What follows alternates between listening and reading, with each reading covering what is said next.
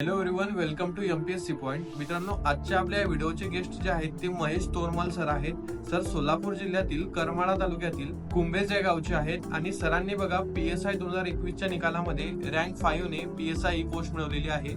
तसेच 2021 ची STI ही देखील पोस्ट सरांकडे आहे.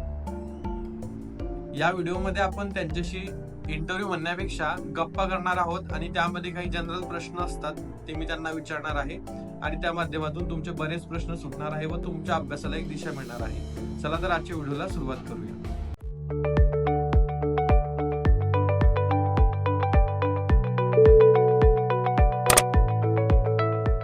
व्हिडिओमध्ये पुढे जाण्यापूर्वी एक मिनिट तुमचा घेतो. बघा, आम्ही जे सेशन रेकॉर्ड केलं तर ते कम्प्लिटली पूर्णपणे चांगल्या प्रकारे रेकॉर्ड होऊ शकलं नाही. म्हणजे त्यामधील जो फक्त व्हॉइस आहे, जो आवाज आहे तो चांगल्या प्रकारे रेकॉर्ड झाला, जो व्हिडिओ आहे तो झालेला नाही. मग मी तुम्हाला असं म्हणेल की तुम्ही फक्त ऑडिओ जो आहे तो काळजीपूर्वक ऐका. मित्रांनो, हा ऑडिओ खूपच महत्वाचा आहे. एवढा महत्वाचा आहे की तो तुम्हाला एखादी पोस्ट मिळवून देऊ शकेल. म्हणजे व्हिडिओ जरी नाही बघितला, जनरली मोटिव्ह काय आहे, तुम्हाला सरांचे जे शब्द आहेत किंवा सरांचे जे वाक्य आहेत ते क्लिअरली ऐकवले पाहिजे. आणि पुन्हा सेशन घेणं वगैरे मला आता पॉसिबल नाहीये. त्यामुळे जे आता सेशन रेकॉर्ड केलंय तर त्याचीच एक ऑडिओ क्लिप प्लस फोटोज वगैरे मी ते ऍड करून तुम्हाला आता दाखवतो. सेशन कंटिन्यू बघत राहा. तर मित्रांनो, आज एमपीएससी पॉइंट सोबत आहेत महेश तोरमल सर. तर सरांची 2021 मध्ये STI म्हणून देखील निवड झालेली आहे आणि नुकताच जो 2021 मधील PSI चा रिझल्ट लागला 2024 मध्ये, तर त्यामध्ये देखील सरांची टोटल जी रँक जर बघितली तर रँक 5 आहे. सर क्रिकेटचे देखील खूप फॅन आहेत, कारण मी सरांचं थोडं इंस्टाग्राम वगैरे चेक केलं तर त्यामध्ये क्रिकेट वगैरे दिसले मला. सो सरांना आपण चॅनलला इन्व्हाइट केलेलं आहे, ते म्हणजे फक्त तुम्हाला सर्वांना गाईड करण्यासाठी. आपण काही क्वेश्चन आन्सरमध्ये सरांशी बोलणार आहोत. समजा या एक स्वरूपाच्या गप्पाच असतील ज्या की मी सरांशी करणार आहे आणि त्याचा तुम्हाला नक्कीच फायदा होणार आहे.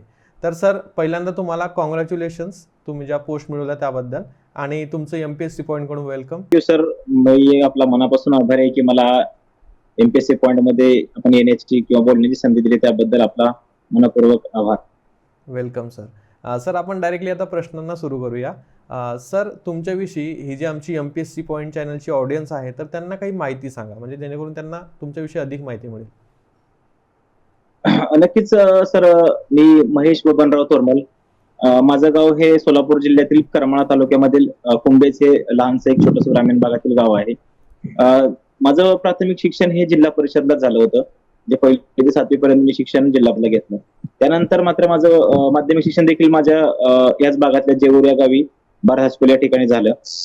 त्यानंतर मी या ठिकाणी सदाशिवराव माने विद्यालय अकलूज या ठिकाणी मी प्रवेश घेतला आणि माझं डिग्री शिक्षण म्हणजे मी BSc ऍग्रिकल्चर ग्रॅज्युएट आहे. माझं शिक्षण हे कृषी महाविद्यालय पुणे या ठिकाणी मी पूर्ण केलं आणि आता झालेल्या मागच्या 2021च्या STI आणि PSI यामध्ये माझी निवड झालेली आहे. नक्कीच सर, तुम्हाला पुन्हा एकदा कॉंग्रॅच्युलेशन. सर बघा, आता बेसिक गोष्ट म्हणजे की MPSCची तयारी आपण सुरू करतो त्यासाठी आपल्याला कुठली तरी प्रेरणा मिळते किंवा कोणीतरी आपल्याला सांगतं. तर तुम्ही या क्षेत्रामध्ये कसे आलात? नक्कीच सर, म्हणजे काय होतं, डिग्रीला असताना जनरली माहित नव्हतं की एमपीएससी एक्झाम काय असतात किंवा कॉम्पिटेटिव्ह एक्झाम काय असते. होतं की पहिल्यांदा आपण जनरली 4थी आणि 7वीला आपण स्कॉलरशिपच्या किंवा नवोदयच्या एक्झाम देतो. त्यामध्ये जनरल आयडिया असते की पुढे भविष्यामध्ये कॉम्पिटेटिव्ह एक्झाम होतात.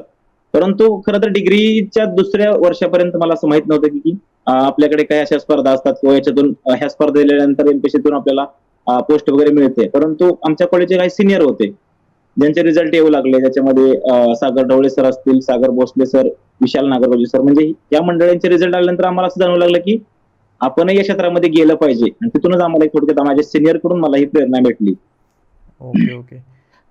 आणि सर, तुम्ही MPSCचा अभ्यास कधी सुरू केलेला होता म्हणजे? नक्कीच मी 2019 साली माझं ग्रॅज्युएशन पूर्ण झालं सर आणि त्या एक 6 महिन्याचा पिरियड मला भेटला. त्यानंतर आपण पूर्णपणे लॉकडाऊनचा पिरियड लागला, कोरोनाची महामारी या ठिकाणी आपण फेस केली. त्याच्यामध्ये थोडा थोडा पिरियड मध्ये मी अभ्यास कंटिन्यू ठेवला आणि आफ्टर कोरोना नंतर मात्र मी एक वर्ष चांगलं प्रिपरेशन केलं आणि या ठिकाणी रिझल्ट मला भेटला. तर सर, तुम्ही ग्रॅज्युएशनला असताना अभ्यास सुरू केला होता की डायरेक्टली नंतरच सुरू केला, की सुरुवातीला स्टेट बोर्ड वगैरे वाचली, असं काही केलं होतं का? हा, म्हणजे ज्यावेळेस आम्हाला डिग्री प्रोग्राम मध्ये ज्यावेळेस आम्हाला फायनल इयर असतं त्यावेळेस रावे प्रोग्राम हा एक आम्हाला विषय होता ऍग्रिकल्चरला. त्याच्यामध्ये आम्हाला 2-3 महिने चांगला वेळ मिळाला. तेव्हापासून स्टेट बोर्ड प्रिपरेशन मी चालू केलं आणि तोपर्यंत म्हणजे फक्त स्टेट बोर्डच होतं, कारण पास आउट होईपर्यंत माझा एक दृष्टिकोन असा होता की डिग्री आहे तर आपण डिग्री पूर्ण डिग्री जगलो पाहिजे, डिग्रीचा तो काय आनंद तो घेतला पाहिजे. आणि त्यानंतर डिग्री नंतरच म्हणजे ऍक्च्युअल अभ्यासक्रमाला मी सुरुवात केली. Okay, okay. आणि आपण अभ्यास सर्व पुण्यामध्येच राहून केला का? कारण आपलं कॉलेज देखील पुण्यामध्ये होतं. नक्कीच सर, म्हणता येईल पुण्यामध्ये काही प्रमाणात अभ्यास झाला माझा, परंतु कोरोनामध्ये मी पूर्णपणे गावी होतो. त्यामुळे गावाकडेच बार्शी या ठिकाणी मी एक 6-7 महिने मी त्या ठिकाणी रूम वास्तव्यात होतो आणि त्या ठिकाणी मी एक अभ्यास केला सर. Okay, okay sir. आणि सर जनरली बघा आपण अभ्यास सुरू करतो तेव्हा आपण खूप कुणी तर अगदी 10-10 तास अभ्यास करत बसतं. मग तुमचं नेमकं अभ्यासाचा टायमिंग कसा होता? कारण सुरुवातीला खूप आपल्याला मोटिवेशन असते. जसं हा पिरियड कमी होत जातो तसं मुलांचे बसण्याचे तास कमी होत जातात. तुम्ही याबाबत काय बोलाल? नक्कीच सर, म्हणजे मी पहिल्यापासून या गोष्टीमध्ये जास्त माझा बिलीफ पण नव्हता की 10-10, 15-15 तास अभ्यास करावा लागेल किंवा माझा तसा कधी मी बसलो पण नाही किंवा माझा एवढा अभ्यास पण कधी झालेला नाही. हा, जनरली एक 5-6 तास अभ्यास आपला होतो आणि तुम्हाला वाटतं की तो सफिशियंट असावा. म्हणजे किती करतो यापेक्षा आपण त्याच्यामधून किती गेन करतो आपल्यासाठी, किती त्याच्यातून आपण फोकस किती आपला याचं मला वाटतं माझ्या दृष्टीने ते महत्वाचं होतं. कारण मी एक क्रिकेट क्षेत्रातला किंवा स्पोर्ट मधला खेळाडू असल्यामुळे माझा बराच वेळ हा स्पोर्टमध्ये जायचा. त्यामुळे राहिलेल्या वेळामध्ये म्हणजे मला 5 तास 6 तास मिळायचे. तिथून मी अभ्यास करायचो. म्हणजे 10-15 तासाचा कधी अभ्यास केलेला नाही. परंतु माझ्याकडे थोडं सातत्य ठेवलं. मी ज्या काळामध्ये प्रिलिम्स आणि मेन्सची तयारी करत होतो, सातत्याने मी 5-6 तास कंटिन्यू केले. Okay, okay. केव्हा केव्हा काय होतं बघा, एखादा टॉपर चुकीचं मिसगाईड करतो की मी खूप अभ्यास केलेला आहे वगैरे.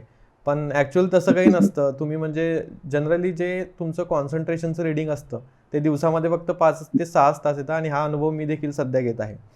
सर बघा आपल्या नक्की. तयारीमध्ये आपण कुठल्यातरी क्लासची वगैरे मदत घ्यायला हवी का? आणि आपण घेतली होती का?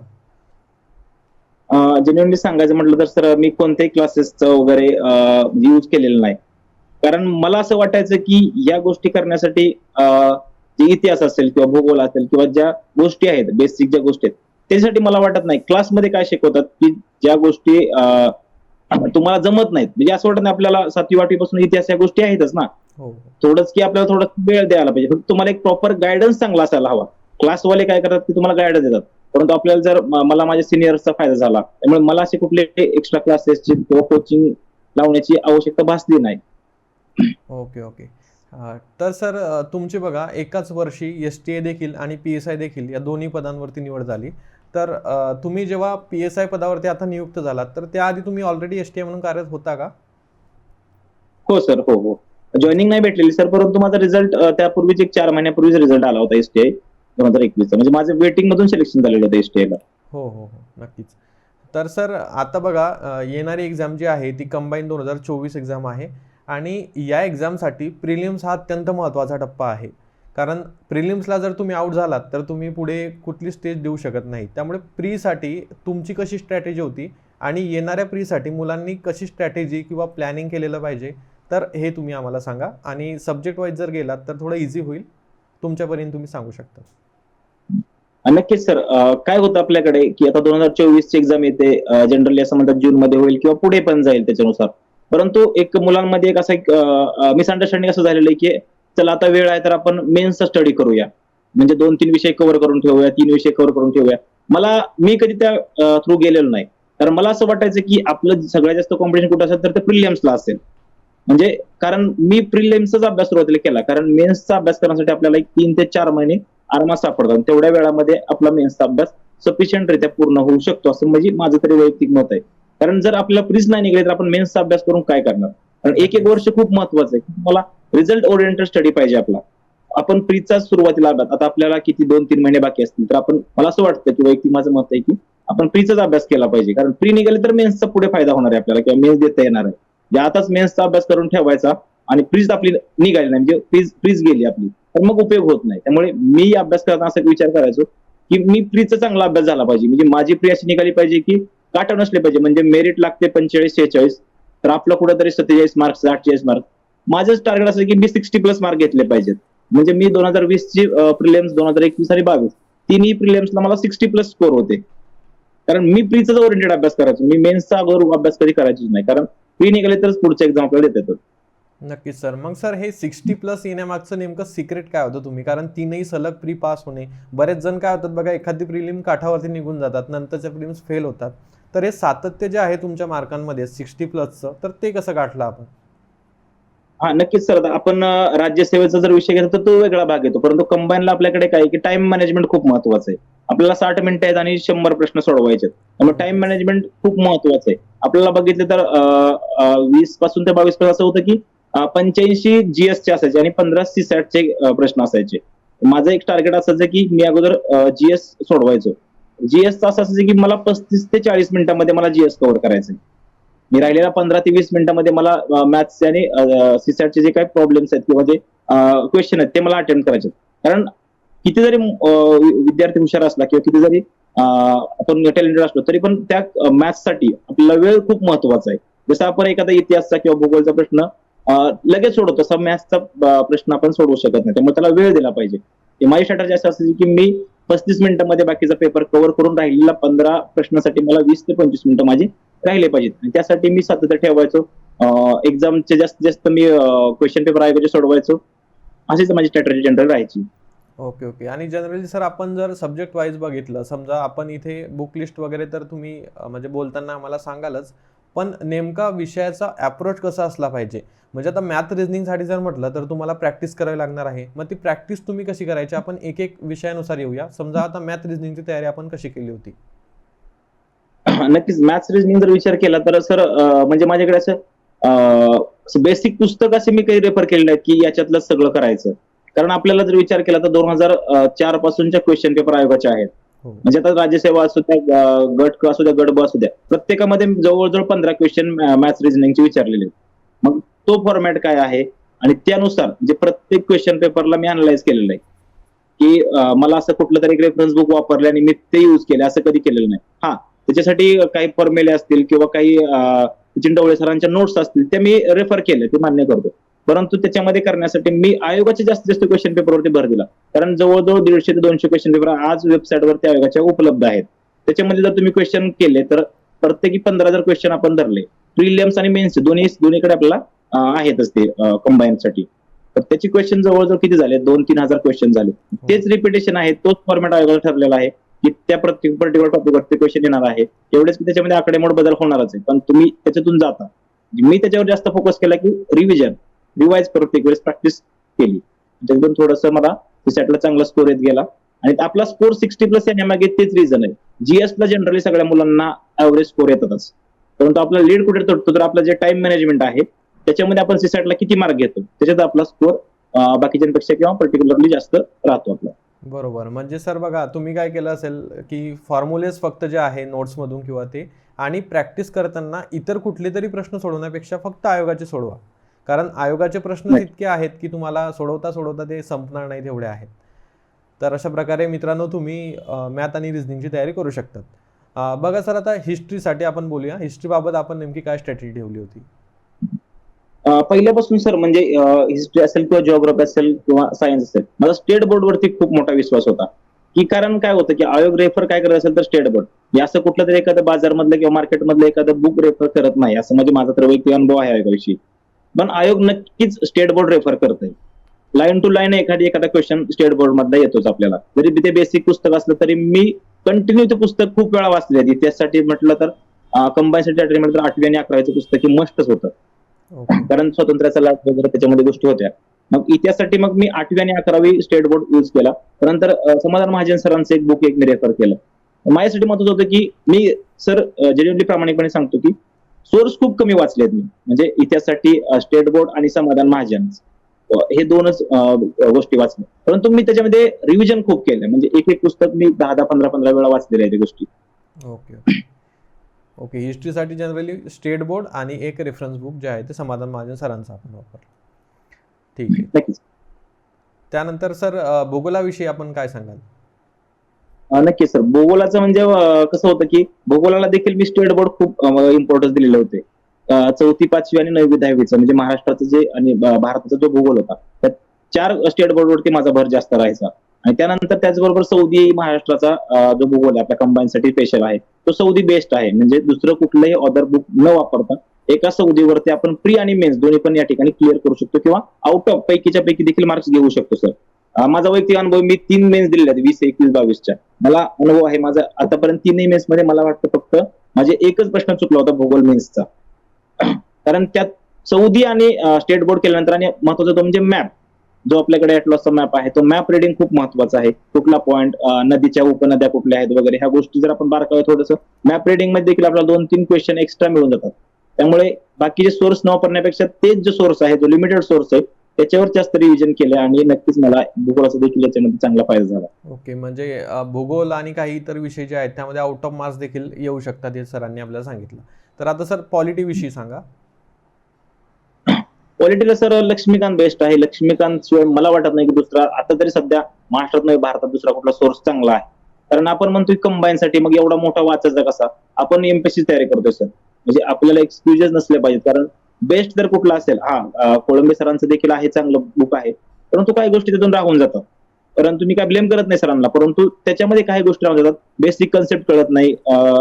तसं लक्ष्मीकांत मध्ये पूर्णपणे या ठिकाणी वास्ट आहे आणि डिटेलमध्ये दिलेल्या गोष्टी आहेत. त्यामुळे थोडा वेळ जाईल. सुरुवातीला आपल्याला पॉलिटिकल रिडिंग करताना, लक्ष्मीकांत करताना पहिले महिना जाईल एकत्र पुस्तक वाचताना ते, परंतु एवढी ग्रीप आली पाहिजे आपल्याला, एवढं त्याचा साठा झाला पाहिजे आपला की 3 ते 4 दिवसामध्ये आपण लक्ष्मीकांत संपवू शकतो, एवढा आपल्यामध्ये आत्मविश्वास असला पाहिजे. आणि मला वाटतं लक्ष्मीकांत शिवाय दुसरा सोर्स नसावा पॉलिटीला, आणि मी तेच रेफर केला. आणि नक्कीच मला पॉलिटीला आतापर्यंत प्री असेल, मेन्स असेल, माझा कधी मार्क्स गेलेला नाही, फक्त एम लक्ष्मीकांत सरांच्या रेफरन्समुळे. ओके, म्हणजे एका रेफरन्सवरती आउट ऑफ मार्क्स आपल्याला नक्कीच त्यामध्ये येऊ शकतात. आणि जर प्रिलिमला जर आता मी थोडं ॲनालिसिस जे आपल्या चॅनलवरती टाकलेलं आहे त्यामध्ये पॉलिटीचं असं दिसून येतं की लक्ष्मीकांतमधून तर प्रश्न येतच आहे, पण जे पॉलिटीचे क्वेश्चन्स आहेत ते तुम्ही जर म्हणजे जास्त पाठांतर जर असेल, तुमचं रिव्हिजन जर असेल, तर ते प्रश्न चुकत नाहीत हे आपल्याला दिसून येतं. बरोबर. आणि काही असे सिलेक्टेड टॉपिक्स असतात प्रिलिम्सला स्पेशली की ज्यावरती पॉलिटीमध्ये आपल्याला प्रश्न नक्की दिसतात. जसं की बघा, महाराष्ट्र ओरिएंटेड म्हणजे राज्य शासन जर असेल तर ते खूप चांगलं करावं लागेल तुम्हाला, म्हणजे केंद्र शासनापेक्षा राज्य शासन. त्याविषयी थोडं सर टॉपिक विषयी जर थोडं बोललं आपण तर चांगलं होईल. मी सर काय करायचो की ज्या कुठला विषय असेल, इतिहास असेल, जिओग्राफी असेल किंवा पॉलिटी असेल, काय होतं की आपण करंटला खूप दुर्लक्ष करायचा प्रयत्न करतो आपण.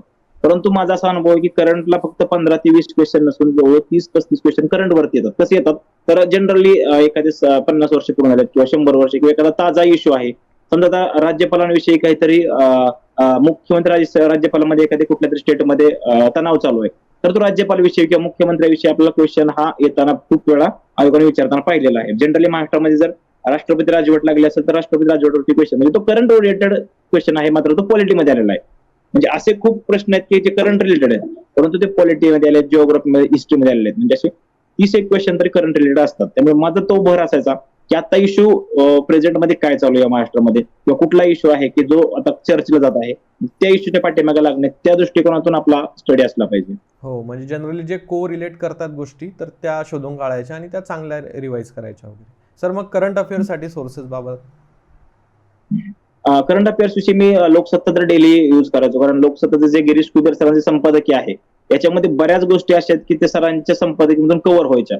मी असं स्वतःला भाग्यशाली समजतो की लवकरात मला असं सोर्स मिळाला की लोकसत्ताचे संपादकीय वाचणे असेल किंवा लोकसत्ता डेली ज्या घडामोडी असतात त्या, कारण त्यातून मी बऱ्याच गोष्टी क्वेश्चन मध्ये पण किंवा आयोगाच्या प्रश्नामध्ये मी पाहिलेल्या आहेत. म्हणजे गिरीश कुबेर सरांचं कसं की त्यांच्या इकॉनॉमीमध्ये चांगलं आहे किंवा देश विदेशमध्ये देखील त्यांचं किंवा फॉरेन पॉलिसी देखील त्यांचे चांगले आहे. त्यामुळे येताना क्वेश्चन त्यांचा जो सारांश स्टडी असायचा तो नक्कीच आयोगाला रिलेटेड असायचा, असं माझं वैयक्तिक मत आहे. त्याचबरोबर मग मासिक वाचणे असेल, प्रत्येक महिन्याचे पृथ्वीचे परिक्रमा वगैरे वाचलेले आहेत, आणि त्याचबरोबर अभिनवचे इयरबुक लिहायचो मी. म्हणजे सर करंटला कधी निग्लेक्ट केलं नाही किंवा दुर्लक्ष करत नव्हतो. माझा करंटवरती खूप मोठा फोकस असायचा. नक्कीच. आणि कंबाईनमध्ये कसं असतं, एखादी विषय जरी तुम्ही स्किप केला तर त्याचा खूप मोठा परिणाम तुम्हाला दिसतो. हो नक्कीच. जनरली काय होतं की मुलांमध्ये अलीकडच्या असं दिसून येते प्रवृत्ती की एखादा विषय चांगला करूया आणि एखाद्या विषयाला थोडं दुर्लक्ष करूया. तसं नाही होत, कारण आयोगाचा फॉर्मॅट ठरलेला आहे की जवळजवळ समान वेटेज सगळ्याच विषयांना दिलेले आहे. त्यामुळे तुम्ही कुठला विषय स्किप नाही करू शकत. तुम्ही प्रत्येकापर्यंत पोहोचला पाहिजे, प्रत्येकापर्यंत गेला पाहिजे, प्रत्येक विषयाचा बारकाईने अभ्यास केला पाहिजे असं मला वाटतं. तुमचे रेफरन्स कमी असू द्या, परंतु रिव्हिजन आणि तुम्ही तो विषयाचा अभ्यास केला पाहिजे. हो सर. आणि सर इकॉनॉमिक्स आपण कसं कव्हर केलं पाहिजे, आणि इकॉनॉमिक्समध्ये पैकीच्या पैकी मार्क्स येऊ शकतात का? 15 पैकी 15 आपल्याला प्रिलिम्सला घेऊ शकतो का आपण? नक्कीच सर आपण घेऊ शकतो. म्हणजे मला तरी इकॉनॉमिक्सची खूप सुरुवातीला भीती वाटायची, कारण जो त्याची जी भाषा होती ती खूप मला जड जायची. मग मी माझ्या सिनियर्सची किंवा जे पूर्वी झालेले मुलं आहेत त्यांचे डिस्कशन करून असं विचारायचं की हे इकॉनॉमिक्स कसं केलं पाहिजे. मग त्यांचा एकच सल्ला असायचा मला की तुम्ही रिव्हिजन करा, त्याला दुसरा पर्याय नाही. तुम्हाला एमपीएससी मध्ये जर टिकून राहायचं असेल किंवा इकॉनॉमिक्सचा स्कोर राहणार असेल तर रिव्हिजन महत्वाचं. मग मी कोळंबे सरांचं अर्थव्यवस्था हे पुस्तक रेफर केलं. त्याचबरोबर देसले सरांचं देखील मी एक पुस्तक रेफर करायचो. देसले सरांचं पूर्ण पार्ट मी कधी करत नव्हतो, त्याच्यातले एक 4-5 रिलेटेड टॉपिक करायचो कारण ते डिटेलमध्ये होते.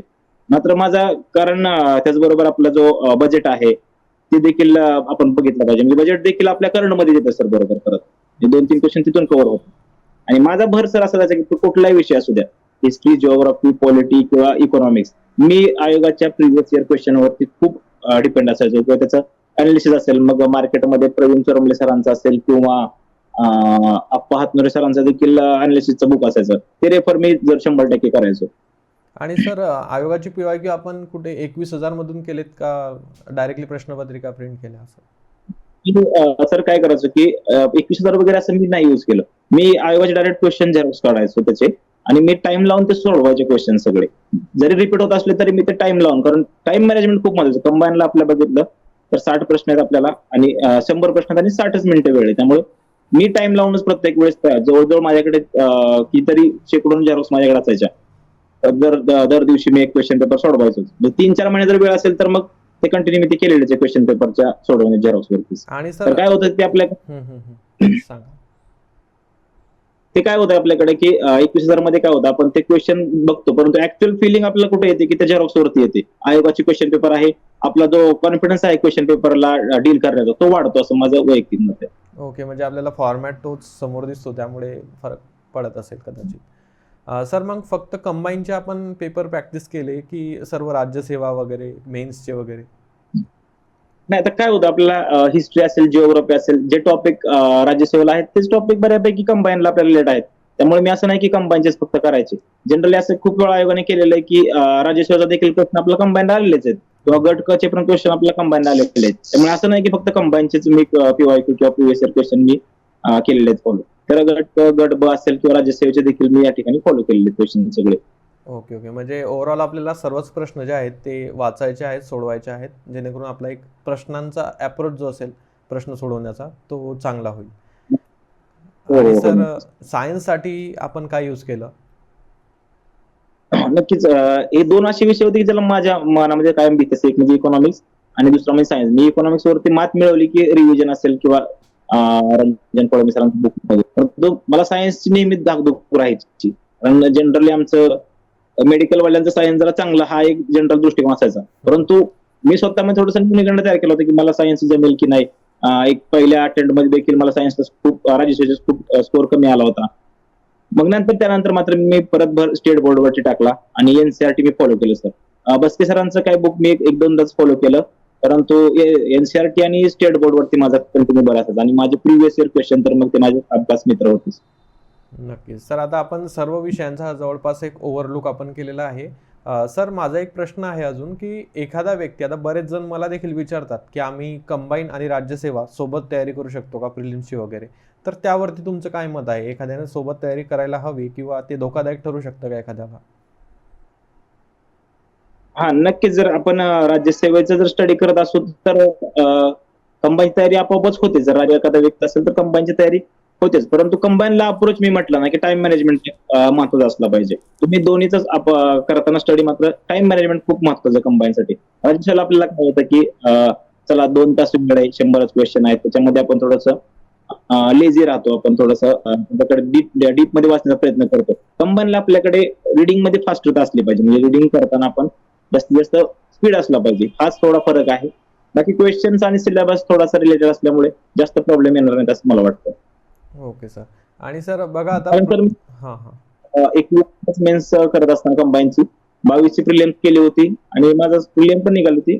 22ला मेन्सला पण माझं झालं होतं सिलेक्शन. त्यामुळे होतो अभ्यास, परंतु कंबाईनचा अप्रोच हा थोडासा माइंडसेट वेगळा आहे की आपल्याला जास्त फास्ट क्वेश्चन सोडवले पाहिजे.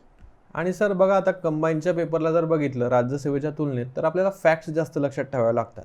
म्हणजे डायरेक्टली वन लाईनर प्रश्न येतो आणि त्यामध्ये तुमचं जर तुम्हाला माहीत नसेल तर तो प्रश्न डेफिनेटली चुकणार आहे. राज्यसेवेमध्ये तरी जर आपण कॉन्सेप्टने आपण काहीतरी एलिमिनेशन वगैरे करू शकतो. म्हणजे ज्या फॅक्ट्स असतात तर त्या फॅक्ट्सचं मॅनेजमेंट कसं केलं आपण आणि फॅक्ट्स लक्षात कशा ठेवल्या? आता आता कसं सर, एमपीसीचा खूप मोठा पोर्शन आहे, त्यामुळे आपल्याला प्रत्येकच गोष्ट लक्षात राहणार नाही, कारण आपण शेवटी मानवी नेचर आहे, ह्युमन नेचर आहे, त्यामुळे प्रत्येक गोष्ट आपल्या लक्षात राहणार नाही. बऱ्याचपैकी गोष्टी आपल्या विसरणार आहे. परंतु करताना जेवढे जास्त रिव्हिजन कराल ना, कधी कधी काय होतं सर, आपण 2-3 वेळा आपण जर एकदा रिव्हिजन केलं असेल तर त्या ठिकाणी आपलं काय होतं की एखादी फॅक्ट विसरली असेल आपली, परंतु ती जर आपल्या एक्झाम मध्ये असेल तर अचानक क्लिक होते की नाही, हा आकडा माझ्या ध्यानात आहे. तर आपल्या डोळ्यासमोरून जे आकडे जातात किंवा एखादी फॅक्ट जाते ना, समोर लगेच लक्षात येते. त्यामुळे रिव्हिजन याच्यावरतीच एक महत्वाचा उपाय आहे. दुसरं म्हणजे प्रत्येक गोष्ट आपण लक्षात नाही ठेवू शकत. रिव्हिजनने मात्र त्या ठिकाणी नक्कीच 90% 99% पर्यंत आपण मात करू शकतो. नक्कीच आपल्याला ऑप्शन बघून वगैरे ते क्लिक होऊ शकतं. सर बघा, आता बऱ्याचदा काय होतं, आपण अभ्यास हा डेली करत असतो. एखादा दिवस असा असतो की आपण 7-8 तासपर्यंत अभ्यास करून जातो, एखादा दिवस खूप कमी करतो. आणि जनरली मुलांचा प्रश्न काय असतो की अभ्यास जसं ते पुस्तक उघडतात तसे त्यांना झोप यायला लागते. दुपारी झोप येणे हे स्वाभाविक आहे, पण एखाद्या व्यक्तीला जर सकाळी देखील तसं होत असेल तर त्यामध्ये काय चुकलेलं आहे किंवा काय त्याला करायची गरज आहे? हा नक्कीच सर, म्हणजे माझं पर्सनल अनुभव आहे की मला बरोबर हे तुम्ही जे म्हटलात ती गोष्ट मला सुरुवातीला व्हायची. सकाळी ज्यावेळेस लवकर आपण उठतो, रात्री थोडेसे उशिरा झोपल्यानंतर आपल्याला आळस हा येणारच आहे, ते मानवी नेचर आहे. परंतु सुरुवातीला मी काय करायचो, सकाळी अभ्यास करताना मी जनरली 7 वाजता चालू करायचो स्टडी. मी 7 ते 9 झाल्यानंतर मग नाश्ता करायचो 9 वाजता, आणि नाश्ता करून आल्यानंतर मग 10-10:30च्या आसपास हमखास झोप लागायची सर. तर त्याच्यावरती उपाय असा शोधला मी की थोडस लाईट वेट नाश्ता करणे असेल, किंवा मग दुपारी थोडीशी सफिशियंट झोप घेणे असेल. झोप पण खूप महत्वाची सर, कारण 7 ते 8 तास, आपले 7 तास तरी कमीत कमी झोप असावी. 6 ते 7 तास झोप असावी. सर मग दुपारी जी आपण झोप घ्यायची ती डेस्कलाच घ्यायची की रूमवरती येऊन आपण निवांत झोपायचे वगैरे? नाही सर, डेस्कला तर ते प्रत्येकाच्या नेचरवरती की तुम्ही कसं घेऊ शकता, परंतु मी तरी रूमला झोप घ्यायचो, तासभर झोप घ्यायचो. कारण आपण नाही सर 12-13 तास आपले, 2-4 दिवस किंवा 8 दिवस आपण तो अभ्यास करू शकतो, पण तुम्हाला कंटिन्यू करायचं असेल तर 7-8 तास अभ्यास सफिशियंट आहे, आणि मला वाटतं तेवढा खूप आहे, पुरेसा आहे. पुरेसा आहे. ओके. आणि सर तुम्ही जेव्हा अभ्यास करत होता तर तुम्ही सांगितलं, मेन्शन केलं तुम्ही की क्रिकेटचं देखील तुम्हाला आवड होती. मग तुम्ही क्रिकेट जेव्हा अभ्यास करत होता तेव्हा पण खेळायचे की बंद केलेलं होतं त्यावेळेमध्ये? नक्कीच सर, म्हणजे मला सांगताना तुम्हाला खरं सांगायचं झालं काय, मी एसटीच्या मेन्सचा पेपर माझा कॉलेज मला आठवण नाव आता, 2 किलोमीटर कॉलेज म्हणजे रूम पासून कॉलेज होतं ते.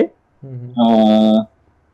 हा, तर ते त्याच्यापासून म्हणजे मी सकाळी आपला जनरली 11ला पेपर असतो कंबाईनचा, 10ला तिथं पोहोचणं बंधनकारक आहे. मग मी 7 ते 9 सर मॅच खेळून गेलो होतो मी मेन्सच्या पेपरला एसटीच्या. त्यामुळे तसं माझी मेंटॅलिटी ती राहायची की मला ते क्रिकेट, माझे ते पॅशन आहे, मला ते आवड होती. परंतु मी ती बॉडी, मी पॉझिटिव्हली काय घ्यायचो की मी 3-4 तास क्रिकेट खेळतोय किंवा स्पोर्टमध्ये घालवतोय, तर मला इकडे वेळ भरून काढता आला पाहिजे. म्हणजे मला थोडक्यात मी पॉझिटिव्ह त्याच्यातून घ्यायचो की माझी बॉडी चांगली राहते, हेल्थ चांगली राहते, आजारी पडत नाही. ह्या गोष्टी मला थोड्याशा पॉझिटिव्ह मध्ये राहिल्या. नक्कीच सर, म्हणजे एखादा जण जर मेडिटेशन करत असेल तर त्या स्वरूपाचंही तुमचं मेडिटेशन किंवा तुम्हाला एक बूस्ट मिळण्यासाठीचं आपण म्हणू शकतो.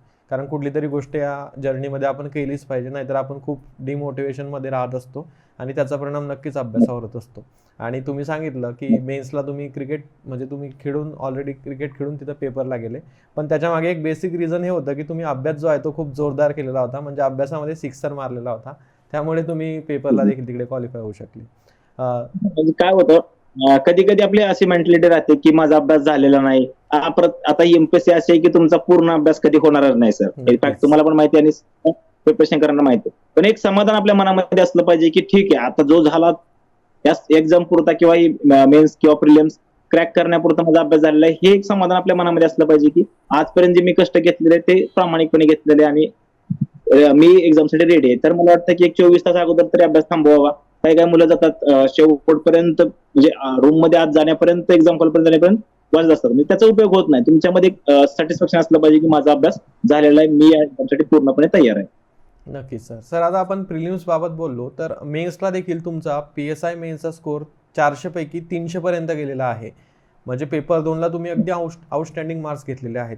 तर सर मेन्स बाबत आपण काय सांगाल? म्हणजे मेन्समध्ये आपल्याला जर मेन्स क्रॅक करायची असेल तर काय बेसिक गोष्टी आहेत ज्या आपण लक्षात घेतल्या पाहिजे, आणि पुढे आपण टॉपिक वाईज जाऊया.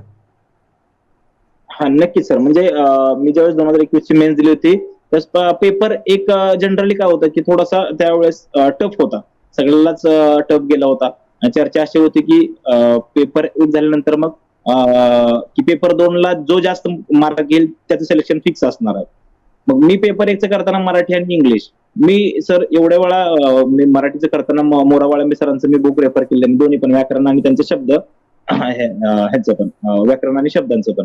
तर त्याच्यामध्ये मी जवळजवळ 17 ते 18 वेळा ते बुक वाचलेलं होतं त्या एक मधल्या पिरियडमध्ये, कारण आमची एक्झाम पोस्टपोन झाली तेवढ्या वेळात आम्हाला वेळ मिळाला होता. आणि त्याचबरोबर इंग्लिशसाठी म्हटलं तर मी पाल आणि सुरीच्या नोट्स ज्यातून हे केलं होतं, शब्द वगैरे पाहिले होते. आणि त्याचबरोबर बाळासाहेब शिंदे सरांचं ग्रामर मी युज केलं होतं. आम्ही म्हणजे असं करायचो सर की माझा एक डिस्कशन पार्टनर होता ऋषिकेश पाटील आणि गणेश गुरव. तर आम्ही डिस्कशन करायचो सर त्यावेळेस रूमला असताना. तर यांच्याबरोबर आम्ही कंटिन्यू म्हणजे आमचा संवाद क्रिकेट मॅचेस किंवा पॉलिटिक्स किंवा जनरल दुसऱ्या का कुठल्या गोष्टी होतं आमचं जनरली टॉकिंगच त्याच्यावर व्हायचं की आता कुठला नवीन शब्द आलेला आहे किंवा एखादा नवीन याने एखादा शब्द पाहिलेला आहे त्याचे समान शब्द कुठला, विरुद्धार्थी कुठला, किंवा त्याच्या अजून एखादा कुठला यमक जुळणार शब्द, असे आम्ही भरपूर गोष्टी डिस्कशन मध्ये करायचो.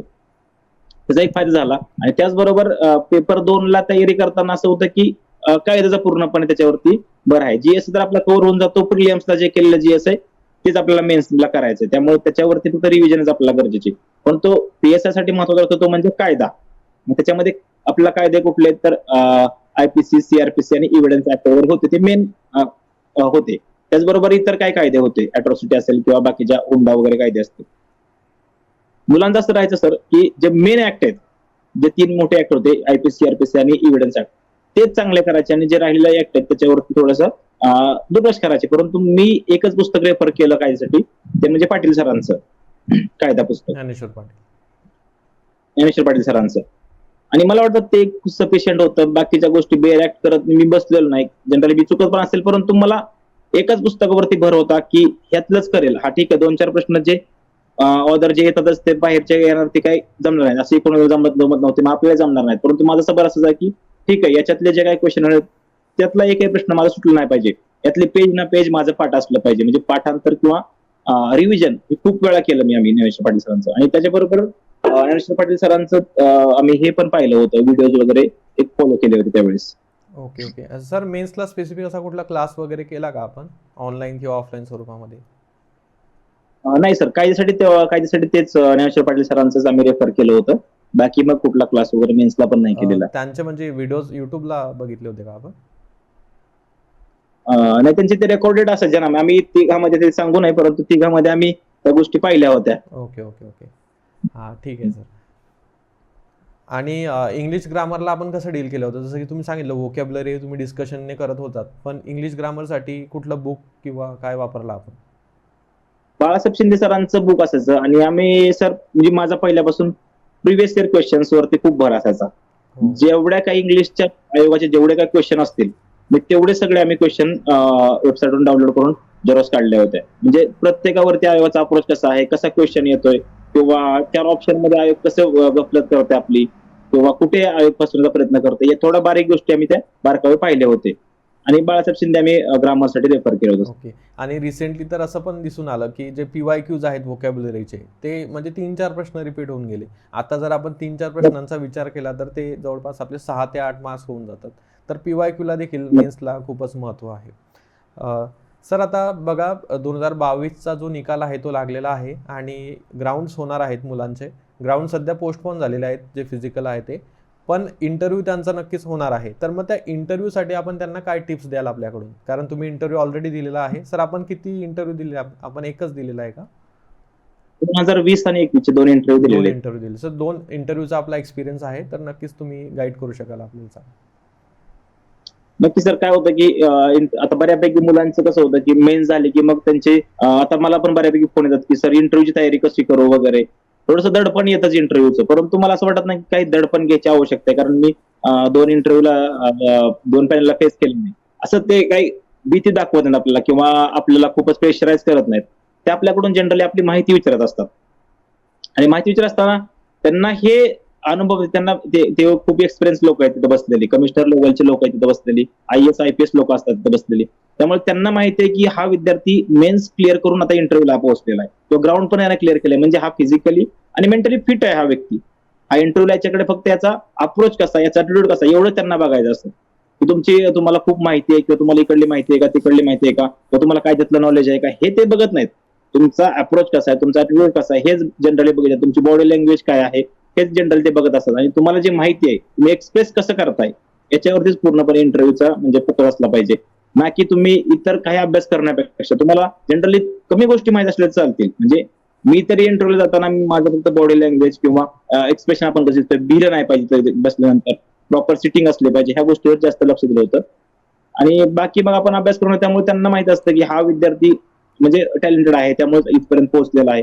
त्यांना त्यातून आउटस्टँडिंग विद्यार्थी निवडण्यासाठी फक्त ते पोलीस डिपार्टमेंटला शोभणारा व्यक्ती आहे का, याच्यामध्ये किती कॉन्फिडन्स आहे, किंवा हा पुढे जाऊन काय कार्यरत राहणार आहे का, की हा न्यूनगंडात जाऊन फसणार आहे, असं वगैरे गोष्टी ते तपासतात. त्यामुळे बाकी प्रेशराईज घेण्याची किंवा ज्यादा काय तयारी करण्याची आवश्यकता नाही. आपल्या स्वतःची माहिती चांगली असली पाहिजे आपल्याकडे, किंवा आपल्या जिल्ह्याची माहिती चांगली असली पाहिजे.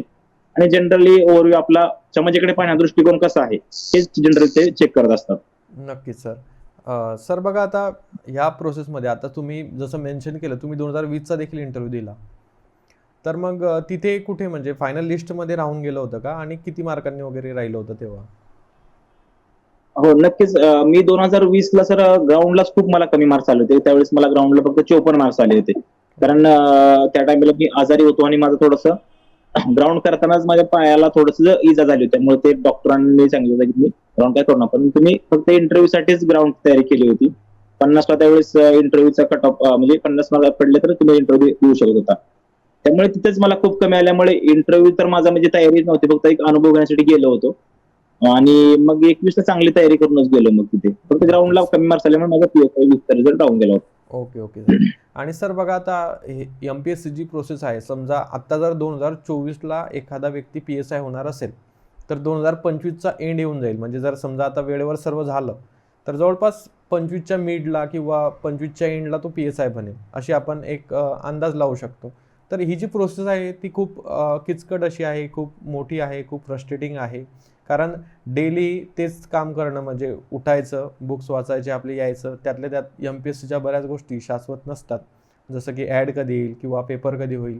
यामुळे प्रोसेसमध्ये आपल्याला खूप सारं डिप्रेशन येतं, किंवा बऱ्याच वेळा आपण खूप टेन्शनमध्ये येत असतो. तुम्हाला देखील निश्चित असं झालं असेल, कारण 2021चा निकाल 2024मध्ये येत आहे. आणि या कंडिशनमध्ये तग धरून राहणं हे देखील एक चांगलं असं वैशिष्ट्य आहे. तर तुम्ही हे कसं मॅनेज केलं?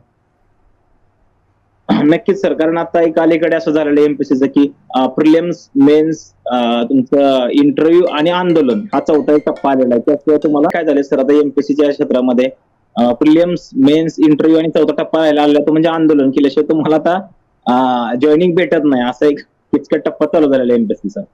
म्हणजे आपल्याकडे लक्ष द्यायला तेवढं सरकार किंवा बाकीचे माध्यम नाही आहेत, कारण खूप सारे रिझल्ट पेंडिंग आहेत, खूप लोकांना जॉईनिंग अजून भेटलेली नाही, अशा गोष्टी चालूच आहेत. आणि या काळामध्ये नक्कीच सर आहे की आपण ह्युमन नेचर असल्यामुळे आपल्याकडे फ्रस्ट्रेशन येणं किंवा खचून जाणं ह्या प्रवृत्ती होतातच. कारण रिझल्ट डिले लागणं किंवा एखादा आपला रिझल्ट गेल्यानंतर पुन्हा आयोगाची जाहिरात कधी येईल, त्यानंतर परत 1-1.5 वर्ष 2 वर्ष कालावधी जातोय. त्याच्यामध्ये आपण स्वतःला मोटिवेट करत राहणं, कारण दुसऱ्याचं मोटिवेशन ऐकून किंवा आता मी एखाद्याला हा माझा व्हिडिओ पाहतील किंवा जे काही तयारी करणारे मुलं असतील ते बघतील, एक 2 मिनिट 5 मिनिट किंवा एक 2-4 दिवस हे मोटिवेट राहू शकतात. परंतु मोटिवेशन हे आपल्या आतच असलं पाहिजे की आपण ज्या परिस्थितीत आलेलो आहे. किंवा माझ्या समोर तर एक मोटिवेशन होते की माझे वडील होते, कारण मी शेतकरी कुटुंबातून येतो, माझे वडील शेतकरी होते, तर ते आजही रानामध्ये नांगर चालवायचे किंवा शेती करायचे. तर मला ते वाटायचं की जर माझे आई वडील 8-8 तास 10 तास जर रानामध्ये शेतामध्ये जाऊन जर घाम गाळत असतील, तर मला एसी मध्ये बसून अभ्यास करायला काय होते, हे माझं एक जनरली मोटिवेशन माझ्याकडे असायचं. त्यामुळे नक्कीच. त्याचे मोठं कुठलं मोटिवेशन आई वडिलांपेक्षा मला वाटत नाही की दुसरं कुठलं असू शकतं.